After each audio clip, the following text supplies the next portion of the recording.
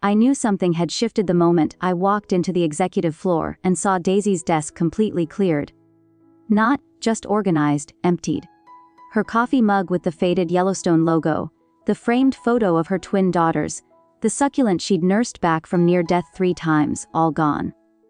Just a bare surface, and a folded piece of paper with my name written in her careful handwriting. Belle, they didn't even let me say goodbye. Watch your back. Marcus isn't what he pretends to be. My stomach dropped. Daisy Emerson had been the Chief Technology Officer's executive assistant for 11 years. She'd survived 4 CEOs, 2 major acquisitions, and the catastrophic data breach of 2019 that nearly bankrupted the entire company. If they'd cut her loose without warning, without even a proper send-off, then the rules had changed and nobody had bothered to tell me. I stood there in the empty corridor, morning light, slicing through the floor-to-ceiling windows, and felt the weight of what was coming. Marcus Whitfield had been acting director for exactly 9 days. 9 days since Jeffrey Carver, our CEO, had left for that emergency board retreat in Switzerland. 9 days since everything I'd built over the past decade had started cracking at the foundations. Quick pause before we continue. If you're listening to this, there's a 97% chance you haven't subscribed yet. It takes 2 seconds, costs you nothing, and genuinely helps us keep bringing you these stories. Like goes even further. Alright, back to the situation that was about to detonate. Jeffrey and I had an understanding. Not friendship exactly.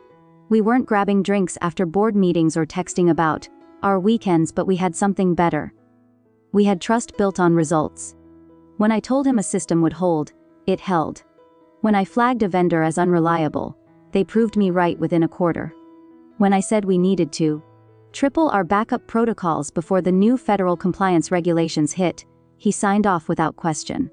And when those regulations did hit 6 months earlier than anyone predicted, we were the only firm in our sector that didn't hemorrhage clients or face penalties.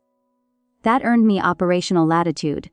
Real latitude, not the fake kind where managers say you have autonomy, but still want daily status reports and approval for every minor decision. Jeffrey had told me explicitly before he left. You run the infrastructure team. You answer to me and only me. Keep everything stable while I'm gone. Marcus is handling business development and client relations. That's his lane. You stay in yours. I should have known it wouldn't last. Men like Marcus don't stay in their lanes. They see lanes as suggestions, as obstacles to their vision of how things should run. And Marcus had a vision. Alright, I'd heard him at the last quarter's leadership summit pontificating about agile transformation and flattening hierarchies and eliminating bottlenecks that existed only in his imagination. That first Monday after Jeffrey left, Marcus showed up in my department at 7:45 in the morning. I was already at my desk halfway through my second coffee, reviewing the overnight server logs. Our Singapore office had reported some latency issues. Nothing critical, but worth monitoring. I was deep in the data when I heard his voice behind me. Bell Chandler, I presume, the legendary guardian of the code. I turned. He was leaning against the doorframe of my office, arms crossed, wearing a suit that probably cost more than most people's monthly rent, charcoal gray, perfectly tailored, with a burgundy tie that matched his pocket square. His smile was the kind that didn't reach his eyes, the kind that said he'd already decided something about you before you opened your mouth. Just Bell is fine, I said, keeping my tone neutral. What can I help you with? I wanted to introduce myself properly.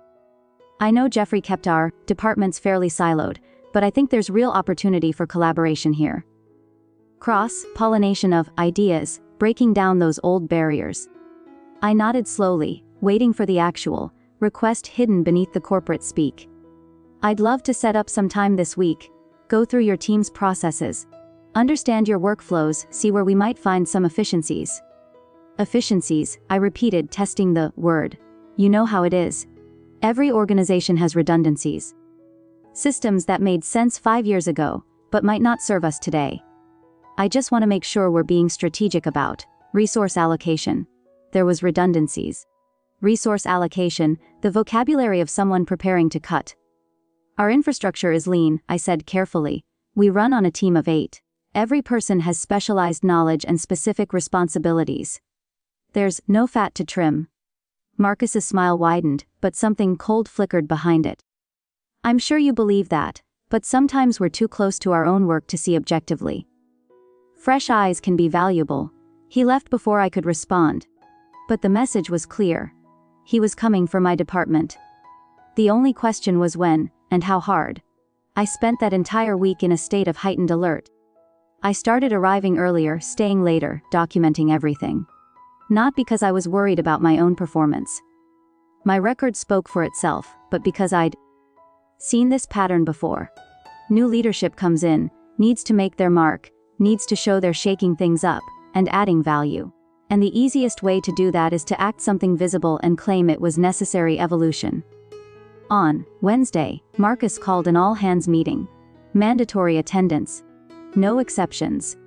We gathered in the main conference room, the one with the glass walls that made everything feel like a fishbowl. Marcus stood at the front with a presentation already loaded. Title slide reading Streamlining for Success, Our Path Forward. I sat in the back, laptop open, taking notes. He started with platitudes. Thanking everyone for their dedication, acknowledging the company's strong foundation, talking about exciting opportunities on the horizon. Then he clicked to the next slide. Organizational Restructure Phase 1. My pulse quickened. We've identified several areas where we can consolidate functions and eliminate overlap. This isn't about cutting people. It's about positioning us for sustainable growth. The slide showed a new org chart. My infrastructure team, which had always reported directly to the CEO, was now a subdivision under a new department called Integrated Technology Solutions. And the head of Integrated Technology Solutions was listed as to be determined. Someone behind me whispered, "What does that mean?" It meant Marcus was creating a new layer of management between my team and executive leadership. It meant he could install someone loyal to him. Someone who'd do what he wanted without pushback. It meant my direct access to Jeffrey was being severed. After the meeting, I tried to catch Marcus, but he was surrounded by a cluster of managers, all asking questions. I waited for 20 minutes, watching him deflect and redirect, offering vague reassurances that meant nothing. Finally, I gave up and went back to my office. That night, I couldn't sleep. I kept thinking about Daisy's note. They didn't even let me say goodbye. Watch your back. 100 in the morning, I got out of bed and opened my laptop. I pulled up my employment contract, the one I'd signed 8 years ago. When Jeffrey had promoted me to Director of Infrastructure, I'd negotiated it carefully with the help of an employment attorney who specialized in tech sector agreements. At the time, it had seemed almost paranoid the level of protection I'd insisted on. Now, I was grateful for every clause. I scrolled to Section 12. Subsection D, termination and severance provisions. There was buried in the dense legal language. If I were terminated without cause during any period when the CEO was absent or temporarily replaced or during any interim management period, I would be classified as severed due to organizational restructuring. An organizational restructuring triggered a completely different set of protections. Full severance package, immediate vesting of all stock options, acceleration of any performance bonuses, and most importantly, release from my non-compete agreement. I'd negotiated that clause after watching our sister company get gutted during a merger. Good people fired by temporary managers who didn't understand what they were dismantling. I'd sworn I wouldn't let that happen to me. And Jeffrey, to his credit, had agreed. He'd signed off on the contract with barely a glance. Trusting that I wasn't trying to screw the company over. I wasn't. I was just making sure the company couldn't screw me over. I took screenshots of the relevant pages. Then I backed up every file, every project plan, every architecture diagram I'd created over the past 8 years. Not because I was planning anything, because I'd learned a long time ago that preparation isn't paranoia. It's survival. By Friday of that first week, 3 more people had been let go. All of them long-term employees. All of them dismissed during Marcus' early morning meetings with HR. The pattern was obvious, brutal, and efficient. He was cleaning house, removing anyone who might question his authority or slow down his agenda. I kept my head down, kept working, kept documenting, and I waited. The explosion came on Monday of the second week. I arrived at 70:30, same as always, and found my access badge wouldn't work on the executive floor. The light on the card reader blinked red 3 times, then nothing. I tried again. Same result. A security guard I'd known for years walked over looking uncomfortable. "Miss Chandler, I think you need to go to HR. Why? I don't know the details. Just that your access has been modified. Modified, not revoked, modified. Corporate speak for we're about to do something to you. But we're pretending it's not a big deal." I took the elevator down to the 3rd floor where Human Resources occupied a corner suite. The HR director, Kendall Harrington, was waiting for me in a small conference room. She didn't meet my eyes when I walked in. "Belle, thanks for coming down."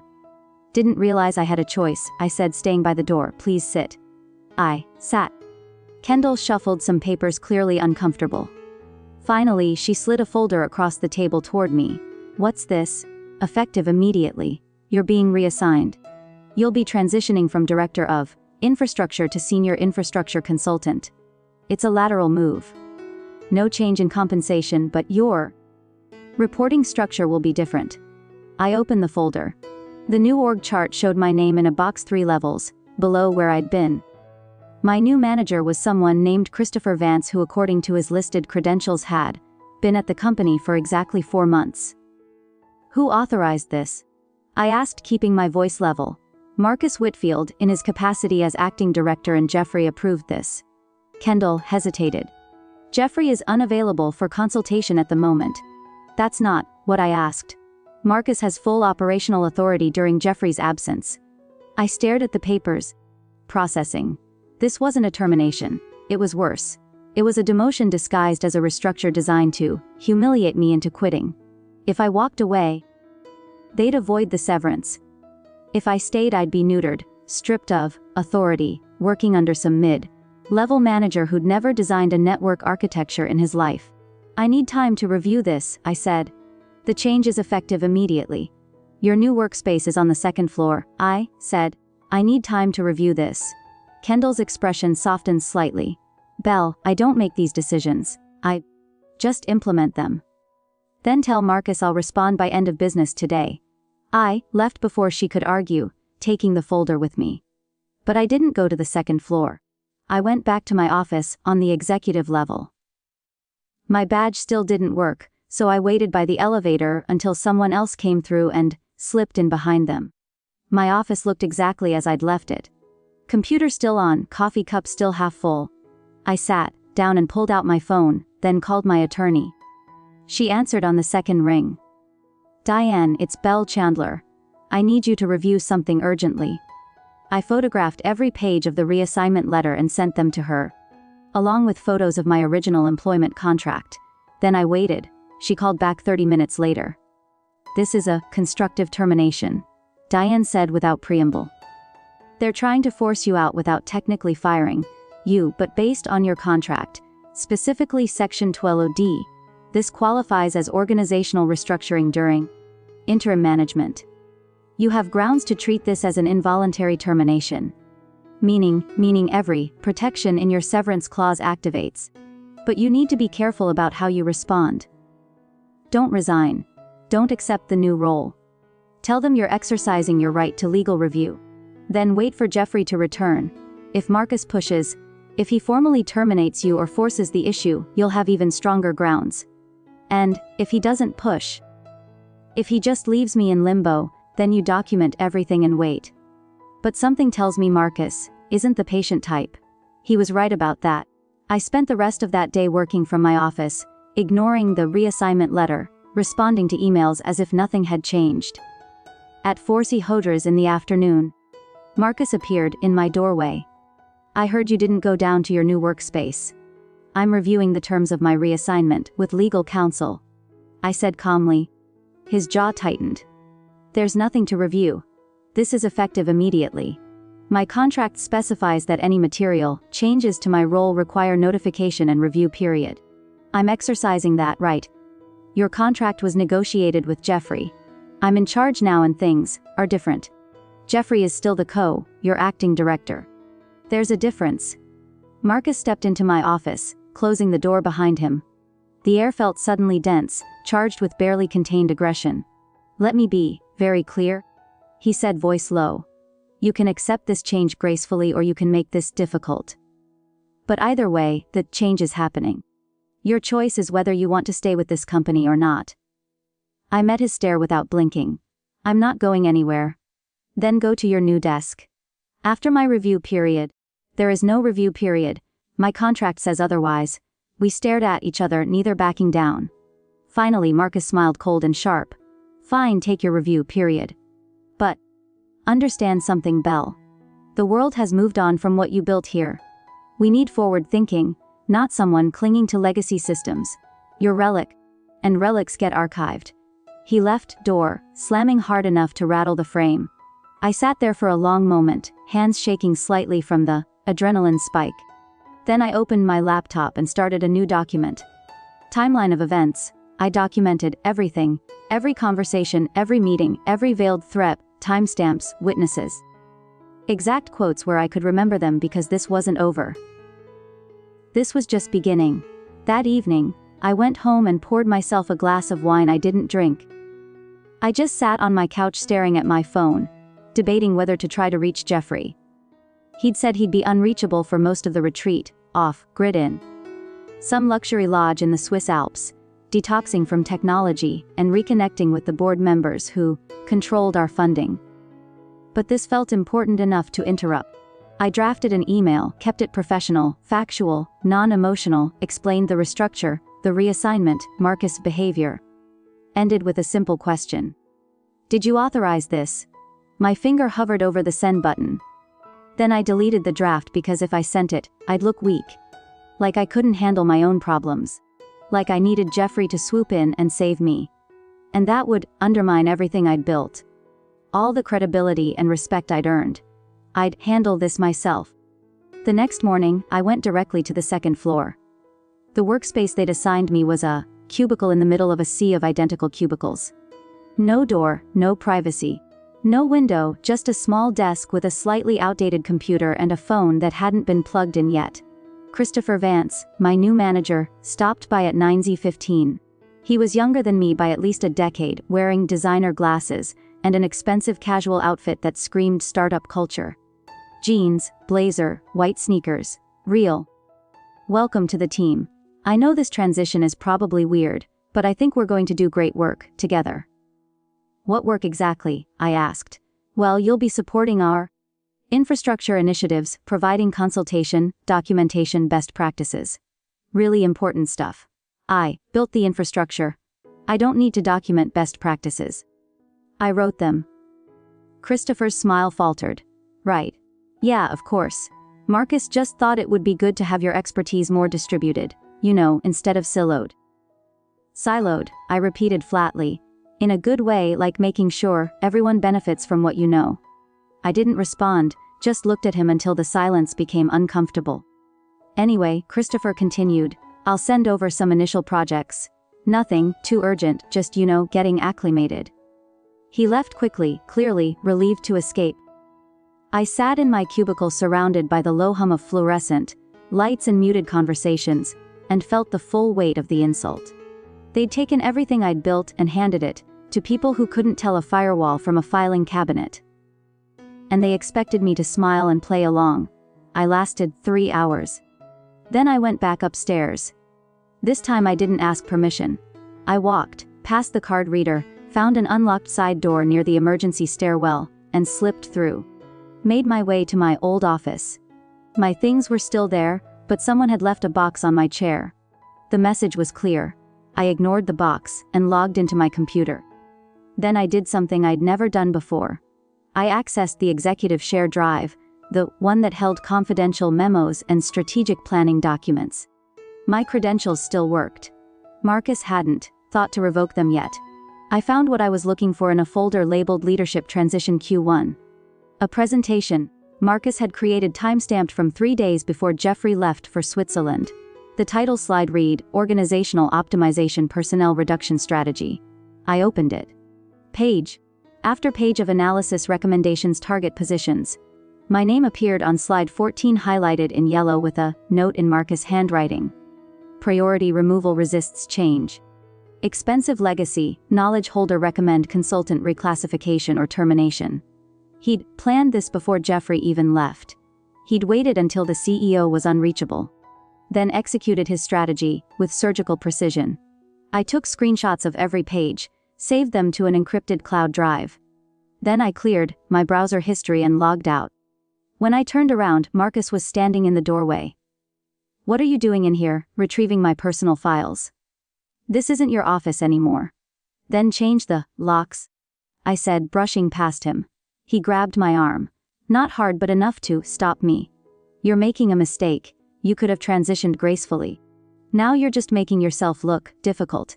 I looked down at his hand on my arm, then back up at his face. "Take your hand off me." He let go but didn't step back. "Last chance, Belle. Accept the new role or I'll have to consider your refusal as a voluntary resignation." "I haven't refused anything. I'm reviewing the terms as is my contractual right. Your review period ended yesterday, according to whose timeline?" "Wine. I'm in charge until Jeffrey comes back." Marcus's expression hardened. "You think Jeffrey's going to save you?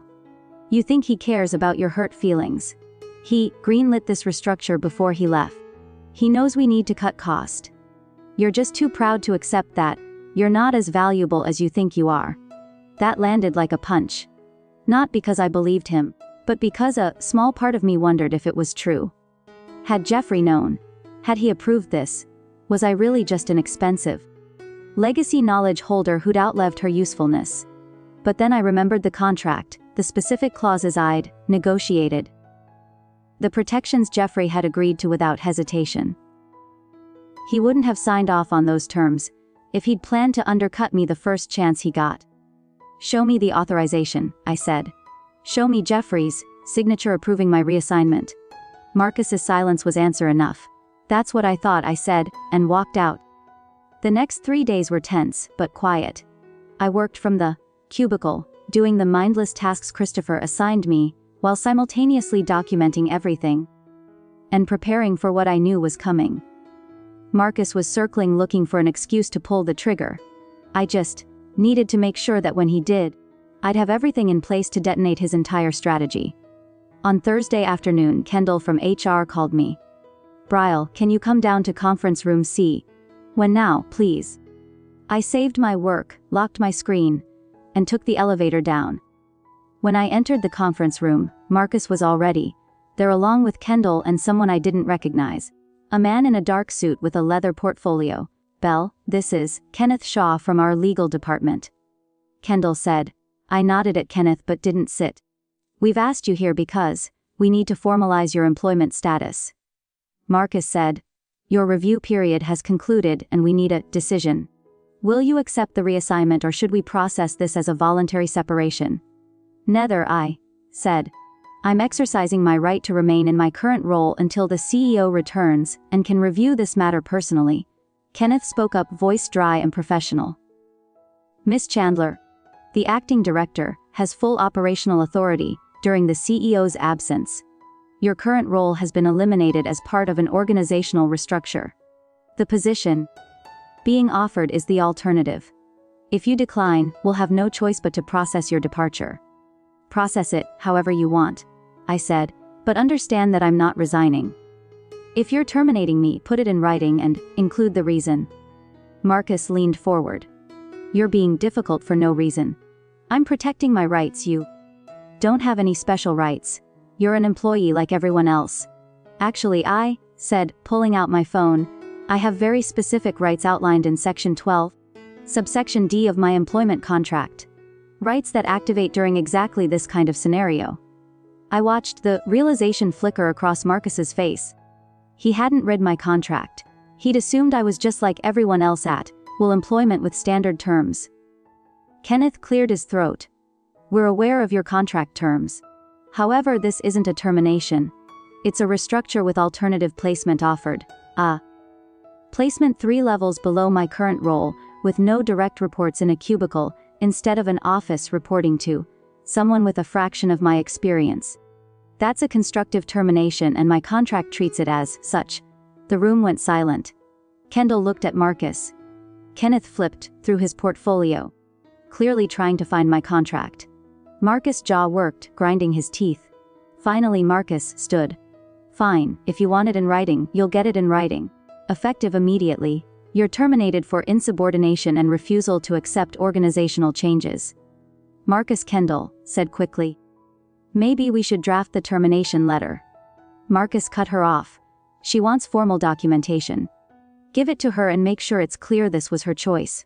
He stormed out. Kenneth gathered his things and followed. I stayed standing, watching Kendall, who looked like she wanted to disappear into the floor. He just made a very expensive mistake.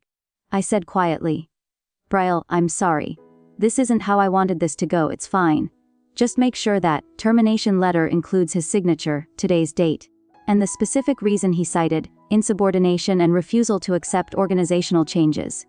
Exact words why? Because those exact words activate every protection in my contract. And Marcus just handed me leverage I wouldn't have had if he'd been patient. Kendall stared at me. You wanted him to fire you. I wanted him to show his cards. He did. I left her there and went back to my cubicle. Packed my personal items into the box they'd left on my chair. A photo of my parents, a plant I'd somehow kept alive for 6 years, a few books. Not much really. Most of what mattered was digital, already backed up and encrypted. By 50 ODed. The termination letter arrived via email. Formal, cold, exactly what I'd asked for. I forwarded it to Diane immediately along with screenshots of Marcus' presentation and timeline documentation of everything that had happened since Jeffrey left. She called me 10 minutes later. This is airtight. He violated your contract in every possible way. Termination during interim management without cause based on organizational restructuring. That's the trifecta. What happens now? Now we file notice with the company's legal department formally invoking Section 12D. They'll have 48 hours to respond. If they don't remedy the termination, all your severance provisions activate automatically. Stock options vest immediately. Bonus acceleration kicks in. Non-compete becomes void. The whole package. And if they try to fight it, they won't, because if they do, we'll sue. And Discovery will uncover Marcus' entire strategy. That presentation you found, that's evidence of premeditation. They'll settle fast to avoid that becoming public. How much are we talking about? Diane paused and I heard papers shuffling. Based on your stock options, current valuation, and the accelerated bonus structure, you're looking at somewhere between $850,000 and $1 to $2 million depending on how the stock vests. I sat down hard on my couch. Say that again, approximately $1 to $1 million. Bell. Your contract was extremely well constructed. Whoever negotiated it knew exactly what they were doing. I negotiated it. Then you knew exactly what you were doing. I laughed slightly, hysterical. I was just trying to protect myself. You did more than that. You built a financial lifeboat, and Marcus just threw you into it fully stocked. We talked through the next steps, filing procedures, timeline, expectations, what to say and not say if anyone from the company contacted me. By the time we hung up, it was past 7. I poured that glass of wine I hadn't drunk the night before and finally let myself feel it. Not triumph yet, just relief. The kind of relief that comes from knowing you'd prepared for the worst and the worst had come and you'd survived it. Jeffrey returned from Switzerland on a Tuesday morning. 2 weeks after he'd left. I know because I was copied on an email he sent to the executive team at 7:43 in the morning. Back in office, catch up, meetings all day. No interruptions and less critical. By 9:30, according to a friend who still worked in the building, Jeffrey's assistant had cleared his calendar and closed his office door. By 10, Kendall from HR had been summoned. By Sunday 30, Kenneth from legal was in there too.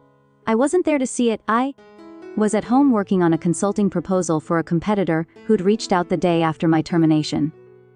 Word travels fast in our industry. When someone with my reputation suddenly becomes available, people notice, but I heard about it later. Heard about it from multiple sources who all told slightly different versions, but agreed on the essential facts. Jeffrey had walked into his office to find a stack of termination notices on his desk. 12 people let go during his 2 absence. Good people, long-term employees, all terminated by Marcus for various reasons that boiled down to organizational optimization. My name was on top of the stack. The moment Jeffrey Carver walked back into his office, on that Tuesday morning, the air in the building shifted. It wasn't just his physical presence. He'd always carried himself with quiet authority, but the sudden, palpable tension that crackled through every floor, every department like static before a storm. By 9:30 a.m. His assistant had sealed his door shut and counted every scheduled meeting.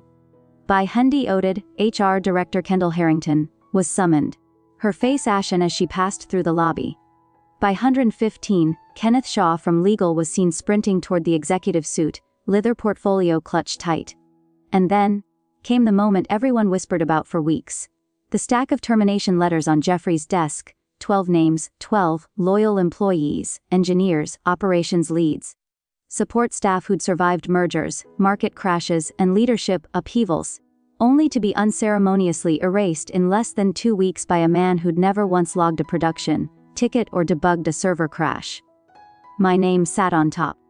According to my friend in accounting, a woman who'd once covered for me during a family emergency and whom I'd helped navigate a wrongful PTO denial, Jeffrey didn't yell at first. He just stared at the stack. Then he flipped through each page slowly, methodically, his jaw tightening with every signature. When he finally spoke, his voice was low, but sharp enough to cut steel. Get Marcus in here right now and get legal on standby. Someone's about to have a very bad day. Marcus arrived at 10:45 a.m. striding through the executive floor like he owned it. Witnesses later told me he was wearing that same burgundy tie, the one that matched his pocket square, and carried a smug half smile. He'd probably rehearsed his talking points: streamlined operations, cost efficiencies, agile, realignment. He likely imagined Jeffrey would applaud his decisiveness, maybe even accelerate his permanent appointment. After all, hadn't he fixed the bloated legacy teams? Hadn't he modernized the org structure? What he didn't know was that Jeffrey didn't view infrastructure as dead weight. He viewed it as the bedrock.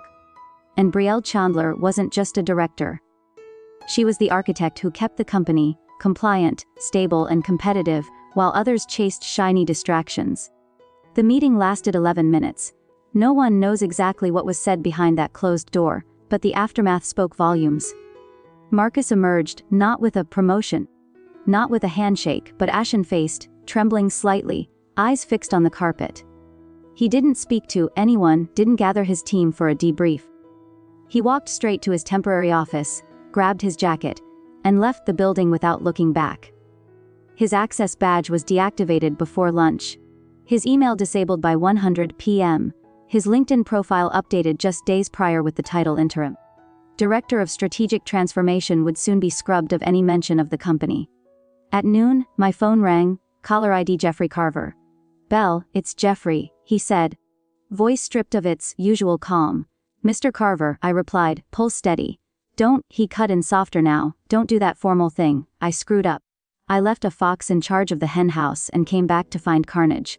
I'm calling to apologize and to ask what I can do to fix this." I took a breath, not out of shock, not out of anger, but out of the quiet certainty that the reckoning had arrived. "You can't fix it," I said.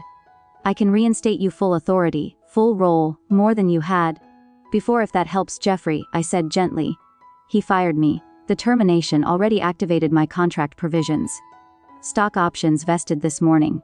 The process is in motion." A long silence. "Then how bad?" "Bad enough that your legal team is going to advise you to honor every clause without fighting it." "I'm not worried about the money," he said. And I believed him. "I'm worried about losing you."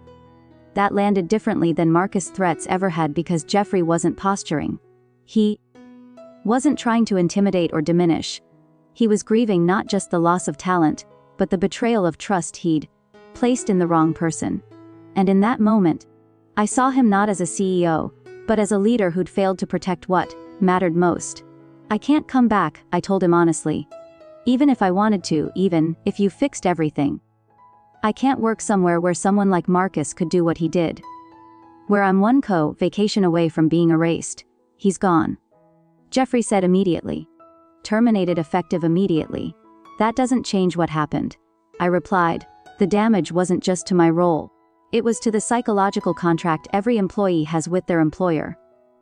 If I deliver excellence, I will be treated with respect and stability. Marcus had shattered that. And no reinstatement could glue it back together. Jeffrey sighed. A deep, heavy sound that carried the weight of leadership regret. What do you need from me? 3 things. I said. Honor the contract, don't fight this severance, and write me a reference letter that makes it clear this wasn't about performance. Done, he said without hesitation. All of it.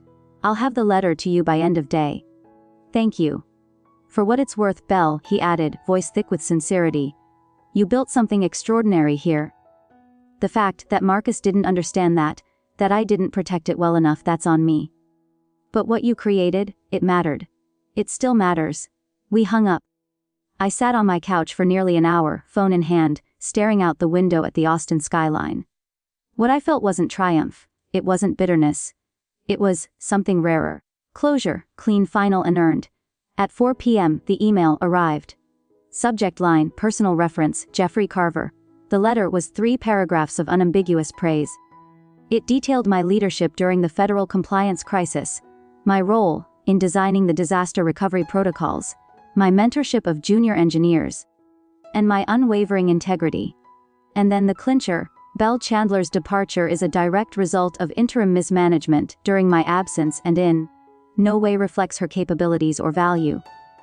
Any organization would be fortunate to have her.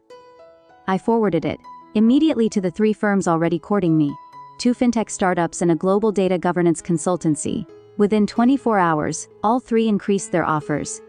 2 weeks later, the settlement cleared. Diane had estimated up to $2 million. The final figure $375,000. After taxes and legal fees, I netted just over $900,000. It wasn't life-changing in the way a lottery win might be, but it was freedom-changing. The kind of capital that lets you say no to toxic cultures, no to undervaluation, no to leaders who confuse confidence with competence. I didn't post about it. Didn't write a Medium essay titled How I Got Fired and Made $1 Million. I simply accepted 2 consulting engagements, rented a quiet office downtown, and began building again, this time on my own terms. But I did keep one eye on Marcus. 6 weeks after his ouster, he popped up on LinkedIn as Director of Business Strategy at Nexor Solutions, a mid-tier SaaS firm known more for aggressive sales than technical rigor. His post read, "Thrilled to join a visionary team committed to operational excellence and bold transformation." No mention of his prior role. No acknowledgement of the carnage he'd left behind. I almost commented, almost wrote, operational excellence. You couldn't tell a DNS record from a database index. But I didn't because I knew better. Reputation is a slow burn and fools reveal themselves in time. And they did. 3 months into his tenure, Nexor suffered a catastrophic system failure. A misconfigured cloud migration approved by Marcus according to insiders corrupted their primary client database. 16 hours of downtime. $4 million in direct losses. Key clients jumped ship. The CTO resigned in protest. Marcus was fired within a week. I heard the news from a former colleague now at a rival firm. She texted, "Karma's got a timestamp." I didn't reply with glee. I felt nothing, no shot in Fred, no gloating. Just a quiet acknowledgement that systems without accountability eventually collapse under their own weight. As for me, I'm thriving. My consulting rate is triple what the old company paid. I work only with clients who value documentation precision and ethical governance. I've built a small but elite team of engineers who share my belief that infrastructure isn't back office. It's the foundation of trust in the digital age. And every single contract I sign now includes explicit clauses about interim leadership, restructuring triggers, and accelerated vesting during CEO absences. I've even started advising startups on compliance by design, embedding legal safeguards into their cap tables and org charters from day one. Marcus taught me a brutal but invaluable lesson. Your value must be codified, not assumed. So I codified it in contracts, in architecture, diagrams, in non-negotiable terms. I don't think about him much anymore. He's irrelevant. A footnote in my professional evolution. But sometimes late at night when I'm reviewing my portfolio and see those vested options still appreciating, I remember his smug voice in the conference room. "You're just too proud to accept that you're not as valuable as you think you are." And I smile because I knew my value. I'd written it into my contract, time-stamped and notarized. And when he tried to erase me, all he did was activate the very protections he'd been too arrogant to read. The system I built held not just the servers, but the framework of self-respect, the architecture of boundaries, the code of conduct I refused to compromise. Marcus thought he was cutting dead weight. What he actually did was fund my independence.